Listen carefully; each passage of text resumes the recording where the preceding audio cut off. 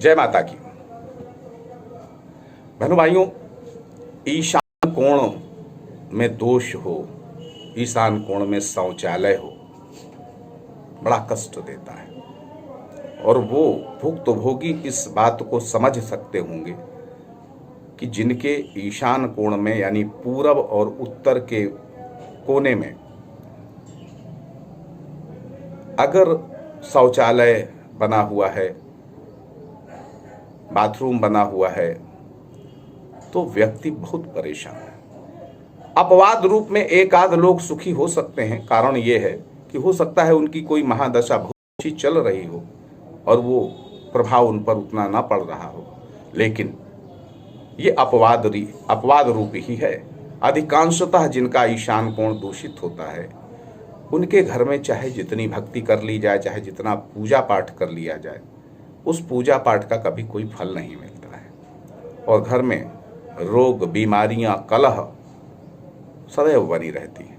आर्थिक विपन्नता सदैव बनी रहती है और प्रगति उनके घर की रुक जाती है। घर में 2 लाख रुपए भी रख दो तो 15 दिन में 2 लाख कब खत्म हो गए पता नहीं लगता है। एक विशिष्ट प्रयोग आपको जरूर करना चाहिए, और मैं तो कहता हूं कि हर व्यक्ति को करना चाहिए, चाहे उसका ईशान कोण दूषित हो या ना हो, शौचालय कहीं और भी बना हो, तब भी ये प्रयोग बहुत फायदा करता है। क्योंकि ये जो शौचालय है, ये नकारात्मक ऊर्जा का केंद्र है। पहले के ज़माने में लोग घर में शौचालय नहीं बनाया करते थे। जिसमें रहते थे उसमें शौचालय नहीं बनाते थे, शौचालय अलग बनाते थे या बाहर जंगल में जाते थे। लेकिन शहर में जगह कम हो गई, व्यवस्थाएं सीमित हो गई, तो लोगों ने अपने घरों में शौचालय बनाया।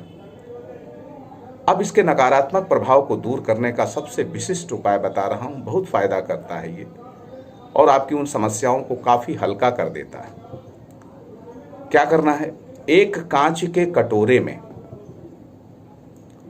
जो समुद्री नमक होता है, उसको भर करके आप शौचालय की किसी खिड़की पर, किसी जगह पर रख दीजिए और उसको रखा रहने दीजिए। जब वो स्वाभाविक रूप से एकदम गीला हो जाए, कुछ दिनों में 10-15 दिन, महीना भर बाद वो गीला हो जाए, तो उसको ले जाकर के घर के बाहर कहीं फेंक दीजिए और पुनः दोबारा उसमें समुद्री नमक भर करके रख दीजिए। आपके शौचालय की नकारात्मकता बिल्कुल दूर हो जाएगी और आपके जीवन की भी नकारात्मकता दूर हो जाएगी।